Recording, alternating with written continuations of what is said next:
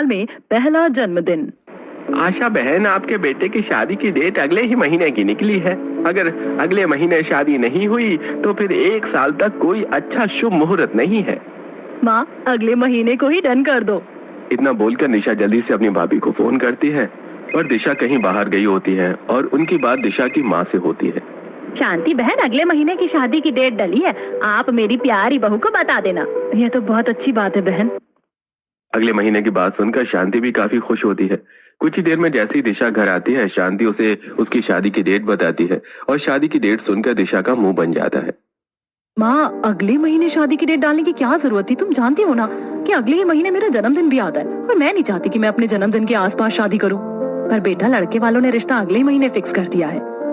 अगर फिक्स कर दिया है तो तुम अभी फोन करके मना कर दो। दिशा मुंह बनाकर कमरे में चली जाती है और न चाहते हुए भी शांति फोन करके अगले महीने की शादी के लिए मना करती है, जिसे सुनकर दिशा की सबसे छोटी नंद पूजा चिढ़ जाती है। माँ, हमारी होने वाली भाभी के तो बहुत नखरे हैं। अभी तक उनकी शादी भी नहीं हुई और अभी से ही देखो कैसे नखरे दिखा रही है। पूजा, शांत हो जा। माँ, आप एक बार पूछो अगले महीने शादी न करने की वजह क्या है, उसके बाद ही हम डेट आगे करेंगे। बहन, एक बार आप हमारी होने वाली बहू से वजह पूछ लीजिए। हमें जब तक वजह नहीं मिलेगी हम शादी की डेट आगे नहीं बढ़ाएंगे। आशा शादी की डेट आगे बढ़ाने से मना कर देती है और जब इस बारे में दिशा को पता चलता है तो अपनी माँ से कहती है, रहने दो माँ, तुमने सही से बात ही नहीं की होगी। मैं करती हूँ, अब मैं खुद बात करूंगी। अब दिशा अपने होने वाले पति को फोन करती है और उसे शादी की डेट को आगे करने को कहती है। रवि, शादी ही तो है, 1 महीने पहले हो या लेट क्या फर्क पड़ता है? हमारी कुछ परेशानी है इसलिए हम शादी की डेट आगे बढ़ा रहे हैं। मैं इस महीने में शादी नहीं करना चाहती। दिशा, हमें शादी की डेट बढ़ाने में कोई परेशानी नहीं है, पर इसके बाद सीधा 1 साल बाद शादी होगी और मेरे घर वाले इतना रुकने को तैयार नहीं है। बाकी तुम्हारी मर्जी है। रवि की ऐसी बातें सुनकर दिशा काफी परेशान हो जाती है, जिसके बाद दिशा की पड़ोसन और उसके भाई, माँ सब उसे काफी समझाते हैं। क्या दीदी, मान जाओ ना, कौन सा तुम्हारे जन्मदिन वाले दिन तुम्हारी शादी हो रही है? तुम्हारी शादी से तुम्हारे जन्मदिन को पूरे 25 दिन रहेंगे। तेरा भाई बिल्कुल सही कह रहा है। तेरी माँ अकेली विधवा है, उसने तुम दोनों भाई बहन को पाला है और आज तेरी शादी करा पा रही है। तेरी माँ के लिए वही बड़ी बात है। अगर तेरा रिश्ता टूट गया तो दोबारा तेरा रिश्ता नहीं लगेगा और वैसे भी इतना अच्छा ससुराल बार बार नहीं मिलता। और दीदी, तुम्हारी तो चारों नंद भी कितनी अच्छी हैं। देखा था हमने जब तुम्हारा रिश्ता देखने के लिए वो लोग आए थे। सभी के समझाने पर दिशा इस शादी के लिए मान जाती है और इसी तरह कुछ दिन बीत जाते हैं और बहुत जल्द दिशा की शादी रवि से हो जाती है। और जब वो शादी करके अपने ससुराल आती है तो तुम्हारी पसंद तो बहुत अच्छी है। हमारे पूरे खानदान में सबसे सुंदर बहू लाई हो तुम। हमारी भाभी तो सुंदर होनी ही थी, हमारा भाई भी तो इतना स्मार्ट है और वैसे भी हमारी इकलौती भाभी है और हमारी भाभी सिर्फ सुंदर ही नहीं बहुत अच्छी भी है। अरे, बहू का गृह प्रवेश हो चुका है, सारे रीति रिवाज भी खत्म हो गए। अब बहू को जाकर आराम करने दो। क्यों बातें करके बेचारी को थका रही हो? वैसे भी कल उसकी पहली रसोई है। विनोद के कहने पर चारों बहन अपनी भाभी को उसका कमरा दिखाती हैं और खुद भी अपने कमरे में आराम करने के लिए चली जाती हैं। अगले दिन दिशा की पहली रसोई थी, इसलिए वो सुबह जल्दी उठकर अपनी पहली रसोई में हलवा, पूड़ी, पनीर, चाप, फ्राइड राइस और मंचूरियन बनाती है। वाह भाभी, आपने सब कुछ तो बहुत अच्छा बनाया है। माँ, अब हमें अपनी पसंद का खाना खाने के लिए बाहर से ऑर्डर नहीं करना पड़ेगा क्योंकि भाभी तो हर तरह का खाना बनाना जानती है। अरे, हम घर में बहू लेकर आए हैं, नौकरानी नहीं। बहू, अपनी नंद की बातों पर ज्यादा ध्यान मत देना। तुम्हारा मन हो हमारे लिए कुछ करने का तो ही करना। पापा जी, अब ये मेरा भी तो घर है और अपने परिवार के लिए कुछ करने में भला मुझे क्या संकोच हो सकता है? देख ले पूजा, शादी से पहले तो अपनी भाभी से कैसे चिढ़ गई थी, बड़े ही नखरे वाली कह रही थी। देख, तेरी भाभी के अंदर बिल्कुल भी नखरे नहीं है। सही बोला माँ आपने, मेरी भाभी तो वर्ल्ड की बेस्ट भाभी निकली। शादी के बाद पहली रसोई में दिशा को अपने ससुराल वालों का काफी प्यार मिलता है। इसी तरह कुछ दिन बीत जाते हैं और एक दिन जब निशा ऑफिस और कविता पूजा कॉलेज में होती हैं तो अंजलि से कहती है, भाभी, मैं अभी मेकअप का कोर्स कर रही हूँ। निशा, कविता, पूजा ऑफिस और कॉलेज गए और बाकी घर वालों के चेहरे पर मेकअप नहीं कर सकती, तो क्या आज मैं आपको सजाऊं? मुझे तैयार होना पसंद नहीं, मुझे हल्का मेकअप ही पसंद है। भाभी, कल मेरा टेस्ट होना है, प्लीज। समझो अंजलि, मुझे कुछ प्रॉब्लम है। कुछ देर में जब कविता और पूजा घर आ जाए तो तुम उनके ऊपर ही मेकअप ट्राई करना। वैसे भी अभी मुझे माँ जी के साथ मार्केट जाना है। दिशा अंजलि को मना करके आशा के साथ मार्केट चली जाती है। कुछ देर में कॉलेज से पूजा और कविता घर आती है और जब उन्हें दिशा के इस व्यवहार के बारे में पता चलता है तो पूजा फिर से चढ़ जाती है। हमारी भाभी कितनी बुरी है, कल तुम्हारा टेस्ट है फिर भी उन्होंने तुम्हारी मदद नहीं की। सच में इनके तो बहुत नखरे, एक नंबर की नकचड़ी निकली है। तो पूजा, ऐसे ही किसी के बारे में बुरा नहीं सोचते। अगर भाभी ने बोला है कि उन्हें प्रॉब्लम है तो हो सकता है ना कि मेकअप से उनके चेहरे पर दाने आ जाते हो, या सच में उन्हें कोई प्रॉब्लम हो। कोई बात नहीं अंजलि, तुम मेरे चेहरे पर मेकअप कर लो।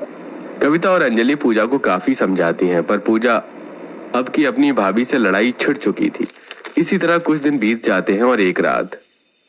रवि, मुझे यहाँ आए 10-15 दिन हो चुके हैं, पर किसी ने मुझे अब तक ये नहीं बोला कि उन्हें खाने में क्या पसंद है। मैं कल अपने परिवार वालों की पसंद का कुछ बनाना चाहती हूँ। तुम मुझे बताओ ना, मेरी चारों ननद को, माँ जी को और पापा जी को खाने में क्या पसंद है। अरे तुम्हें अभी 1 महीना भी नहीं हुआ और तुम कितना सोच रही हो। एक काम करते हैं, हम बाहर चलते हैं, आइसक्रीम खाते हुए मैं तुम्हें बताऊंगा घर वालों को खाने में क्या पसंद है।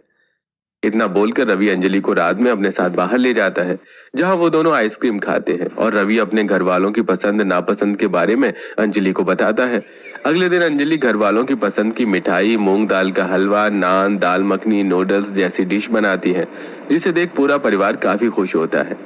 बहू, आज तुमने सब कुछ हमारी पसंद का बनाया है। आज कुछ स्पेशल है क्या? कुछ अपनी पसंद का भी बना लेती। वैसे बहू, तुम्हें कैसे पता चला कि हमें खाने में ये सब पसंद है? अब अपनों का ख्याल मैं नहीं रखूंगी तो कौन रखेगा? और आप सबकी पसंद के बारे में मुझे रवि जी ने बताया था। हमने तुम्हें कुछ बोला भी नहीं था, फिर भी अपनी पसंद का कुछ भी नहीं बनाया। पूजा, तुम भाभी से ऐसी कैसे बात करती हो? माफी मांगो भाभी से, उन्होंने इतने प्यार से खाना बनाया और तुम ऐसी बातें कर रही हो। कोई बात नहीं निशा, पूजा घर में सबसे छोटी है ना, इसलिए वो अभी नादान है। उसकी बातों को मैंने दिल पर नहीं लिया। देख ले पूजा बेटा, तुम्हारी भाभी कितनी समझदार है, फिर भी तुम उनके साथ ऐसे पेश आती हो। सभी घर वाले पूजा को काफी समझाते हैं, जिसके बाद पूजा शांत हो जाती है और अपनी भाभी से बेरुखी से बात करना बंद कर देती है। इसी तरह कुछ दिन बीत जाते हैं और एक दिन 29 तारीख को दिशा का जन्मदिन है। मुझे समझ नहीं आ रहा हम ससुराल में दिशा का पहला जन्मदिन कैसे सेलिब्रेट करें।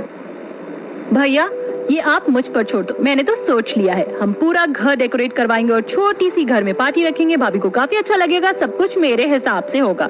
अरे पर जिसका जन्मदिन है एक बार उसे भी तो बुला लो, हमें तो उसकी पसंद नापसंद के बारे में भी कुछ नहीं पता। अब पूरा परिवार दिशा को हॉल में बुलाता है और वो सभी बैठकर दिशा से उसकी पसंद नापसंद के बारे में पूछते हैं। बहू, ससुराल में तुम्हारा पहला जन्मदिन है और हमारे लिए तुम हमारी बेटी जैसी हो, तो बताओ तुम्हें क्या पसंद है और तुम्हारे जन्मदिन पर वही होगा। जन्मदिन मनाने की क्या जरूरत है पापा जी? वैसे भी मैं जन्मदिन नहीं बनाती तो इस बार बनाना होगा। भाभी, मैंने आपके लिए सरप्राइज प्लान किया है, अब आप बस अपनी पसंद हमें बताओ। देखना भाभी, हम आपका बर्थडे सेलिब्रेट इतने अच्छे से करेंगे कि आप अपना ससुराल में पहला जन्मदिन याद रखोगे और हर साल अपना जन्मदिन सेलिब्रेट करोगे। आप सब क्यों मेरे पीछे पड़े हुए? मैंने आपसे कहा ना कि मुझे अपना जन्मदिन नहीं बनाना। हद होती है किसी भी चीज की। मैं जिस चीज के लिए मना करती हूँ आप लोग वही चीज करते। मैंने आप लोगों से कहा था इस महीने शादी नहीं करनी मुझे, पर फिर भी आप लोगों ने इसी महीने शादी करी। मैं चाहती थी मेरा बर्थडे बीत जाए, उसके बाद मेरी शादी हो, ताकि ससुराल में आकर मुझे अपने जन्मदिन का नाटक ना करना पड़े। अपने ससुराल वालों पर नाराज होकर दिशा रोते हुए अपने कमरे में चली जाती है। ये देख पूरा परिवार के हुए अपने घर वालों से कहती है, अब बताओ माँ, पापा, भैया, आप सब क्या अब भी मुझे ही समझाओगे?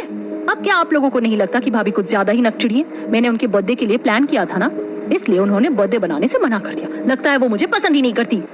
ऐसा नहीं है पूजा, मुझे लगता है भाभी परेशान है। वो कुछ ज्यादा ही परेशान और नाराज लग रही है। अगर उसे अपना बर्थडे सेलिब्रेट नहीं करना तो छोड़ देते हैं। वैसे भी कभी कभी सामने वाले की भी सुन लेनी चाहिए। दिशा की नाराजगी देख सभी घर वाले अपना मन मार लेते हैं। इसी तरह 2 दिन बीत जाते हैं और शांति अपने बेटे के साथ अपनी बेटी से मिलने उनके घर आती है। और उस वक्त दिशा रवि के साथ बाहर होती है और उसकी चारों नंद और सास उसका स्वागत करते हैं। अगर मुझे पता होता कि आप आने वाली हैं तो मैं खुद ही मार्केट चली जाती। आंटी, बुरा मत मानना, पर आपने भाभी को अच्छे संस्कार नहीं दिए। भाभी के तो बहुत नखरे। हमने इतने प्यार से उनका बर्थडे प्लान किया और उन्होंने बर्थडे बनाने से ही मना कर दिया। उल्टा उन्होंने हम सबसे बदतमीजी से भी बात की। बेटा, अपनी बेटी की तरफ से मैं तुमसे माफी मांगती हूँ, पर उसे बर्थडे के लिए ज्यादा फोर्स मत करो, वरना वो दुखी हो जाएगी। तुम नहीं जानती, पर बर्थडे ना बनाने के पीछे भी एक कारण है। जब वो 15 साल की थी तब उसने अपने पापा से स्कूटी की जिद की थी। पापा, मेरी सभी दोस्त के पास स्कूटी है, मुझे भी इस बार अपनी बर्थडे पे स्कूटी ही चाहिए। अगर आप स्कूटी लेकर नहीं आओगे तो मैं बर्थडे नहीं मनाऊंगी। वैसे मैंने तो सोचा था कि जब तू 18 की होगी तब स्कूटी दूंगा। अभी लेकर क्या करेगी? रोड पर चला भी नहीं पाएगी पुलिस वालों के डर से। पर कोई बात नहीं, अगर मेरी बेटी इतना जिद कर ही रही है तो मैं अपनी बेटी को उसके बर्थडे वाले दिन स्कूटी जरूर ला कर दूंगा। अपने पिता की बात सुनकर दिशा काफी खुश होती है। देखते ही देखते दिशा का जन्मदिन आ जाता है और उस दिन अतुल अपनी माँ के साथ मिलकर पूरा घर सजाता है। साथ में उसकी पसंद का खाना बनाया जाता है और दिशा के पिता स्कूटी लेने जाते हैं। देखते ही देखते शाम हो जाती है। पूरा परिवार पिता के आने का इंतजार कर रहा होता है। कुछ देर में स्कूटी आ जाती है और स्कूटी देखकर दिशा काफी खुश होती है। ये देखो मेरी स्कूटी। दीदी, जब मैं बड़ा हो जाऊंगा तब तुम मुझे भी स्कूटी चलाने सिखाओगी ना? हाँ हाँ जरूर। पर पापा कहाँ रह गए? दिशा और अतुल दरवाजे पर खड़े होकर अपने पिता का इंतजार कर रहे होते हैं। तभी शांति के पास एक कॉल आती है और शांति अपने दोनों बच्चों के साथ हॉस्पिटल जाती है, जहां देखती है कि उसके पति का एक्सीडेंट हो गया है और वो अब पूरी तरह से पैरालाइज्ड है। बर्थडे पर पापा की ऐसी हालत हो गई। मुझे वो स्कूटी पापा से लेनी नहीं चाहिए थी। उस स्कूटी मनोज से उस स्कूटी के घर में आते इतनी बुरी खबर हमें मिली। मैं उस स्कूटी को कभी नहीं चलाऊंगी। माँ, उस स्कूटी को बेच दो। दिशा के बर्थडे वाले दिन उसके पिता की हालत इतनी खराब हो जाती है कि उस दिन वो लोग घर आकर दिशा का बर्थडे सेलिब्रेट नहीं करते और कुछ ही दिनों में स्कूटी बेच देते हैं। देखते ही देखते एक साल बीत जाता है और इन एक साल में दिशा अपने पिता का काफी ख्याल रखती है, पर उसके पिता की हालत में सुधार नहीं आता। और एक बार फिर जब दिशा का जन्मदिन आता है तो उस दिन उसके पिता की मौत हो जाती है और दिशा पूरी तरह से टूट जाती है। मुझे कुछ नहीं चाहिए माँ, ना मेकअप, ना अच्छी ड्रेस, ना खाना, और मैं कभी स्कूटी लूंगी। बस मुझे मेरे पापा चाहिए। मनोज, बस स्कूटी नहीं, मेरा बर्थडे। जब भी मेरा बर्थडे आता है कुछ बुरा ही होता है। मेरे बर्थडे पर मेरे पापा मुझे छोड़कर चले जाएंगे। अब मैं कभी भी अपना जन्मदिन नहीं मनाऊंगी। सारी बात बताते हुए शांति की आंखों में आंसू आ जाते हैं और वो घर वालों के सामने हाथ जोड़कर उनसे कहती है, अगर वो अपना बर्थडे सेलिब्रेट नहीं करना चाहती तो रहने दीजिए। पता चल गया सच, इसीलिए हम तुम्हें कहते थे बिना सच जाने किसी के बारे में बुरा मत सोचो। पर तुम चिड़कोकली इंसान को ही पता नहीं तुमने भाभी को कितनी बार उल्टा सीधा। पहला जन्मदिन इतना शानदार हो कि वो अपना जन्मदिन बनाना शुरू कर दे। अगर उनके पिता का देहांत उनके जन्मदिन वाले दिन हुआ है तो इसका मतलब ये तो नहीं कि हमारी भाभी मनहूस है और हम भाभी को उसके जन्मदिन में वही सारे गिफ्ट देंगे जो उन्हें कभी पसंद था। अब शांति दिशा की पसंद नापसंद के बारे में बात कर अतुल के साथ घर जाती है। रात को जब रवि घर आता है तो पूरा परिवार दिशा से छुपाकर उसके जन्मदिन की प्लानिंग करते हैं और सारी बात रवि को बताते हैं। मुझे तो डर लग रहा है, ऐसा ना हो कि अपना जन्मदिन बनता देख वो अपना आपा खो दे। कुछ नहीं होगा भैया, उनकी 4 नंद है ना, उन्हें संभालने के लिए मैंने तो सोच लिया है मैं भाभी को उनके जन्मदिन पर स्कूटी गिफ्ट करूंगी। उन्हें स्कूटी चलाने का बहुत शौक है ना, और मैं उनको उनके बर्थडे वाले दिन सजाऊंगी। मैं भी देखती हूँ इस बार वो मेकअप करवाने से कैसे मना करती हैं। भाभी को ड्रेस का बहुत शौक है, मैं उनके लिए प्रिंसेस जैसी ड्रेस लेकर आऊंगी। मैंने कुछ पैसे सेविंग करे हैं। मुझे तो कुछ भी नहीं आता, मैं भाभी के लिए क्या करूं, जबकि सबसे ज्यादा मैंने ही उन्हें हर्ट किया है। तुम माँ की मदद से अपनी भाभी के लिए उसकी पसंद का खाना बना देना, बाकी के अरेंजमेंट में पापा कर लेंगे। इस तरह दिशा की चारों नंद अपने परिवार के साथ मिलकर दिशा के बर्थडे की प्लानिंग करते हैं। देखते ही देखते दिशा का बर्थडे आ जाता है और उस दिन दिशा अपने पिता के साथ जाकर अपनी भाभी के लिए स्कूटी लेती है, तो वहीं रवि अपनी माँ और बहनों के साथ मिलकर पूरा घर डेकोरेट करता है और रात के 12 बजते ही पूरा परिवार दिशा के कमरे में जाकर उसे उठाते ही बर्थडे विश करते हैं। Happy birthday to you, happy birthday to you, happy birthday to you, happy birthday dear Disha, happy birthday to you। ये सब क्या है? मैंने आप सबसे कहा था ना कि मुझे अपना जन्मदिन नहीं मनाना, फिर भी आप लोगों ने मेरा कमरा सजाया और मेरे लिए केक लेकर आ गए और मुझे बर्थडे विश कर रहे हैं। हाँ भाभी, हम जानते हैं कि आपको बर्थडे नहीं बनाना, पर हमें तो अपनी भाभी का जन्मदिन बनाना है। अपने परिवार वालों को देखकर दिशा को बहुत गुस्सा आता है और वो कमरे से बाहर चली जाती है।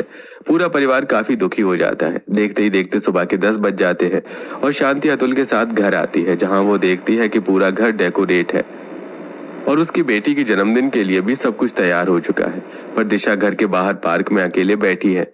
एक बार फिर पूरा परिवार उसके पास जाता है और उसे काफी समझाने की कोशिश करता है। दीदी, आज तुम्हारा जन्मदिन है, आखिर कब तक तुम अपने हर जन्मदिन पर ऐसे ही दुखी रहोगी? भगवान जानते हैं तुम अपना बर्थडे सेलिब्रेट नहीं करना चाहती, इसलिए हमने कोई बड़ी पार्टी नहीं रखी, किसी भी मेहमान को नहीं बुलाया।